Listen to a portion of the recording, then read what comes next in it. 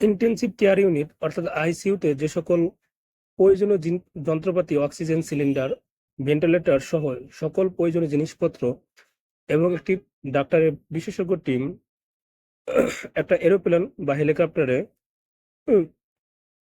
Inbuilt up করলে সেই helicopter বা এরোপ্লেনকে আমরা সাধারণত এয়ার অ্যাম্বুলেন্স হিসেবে চিনি।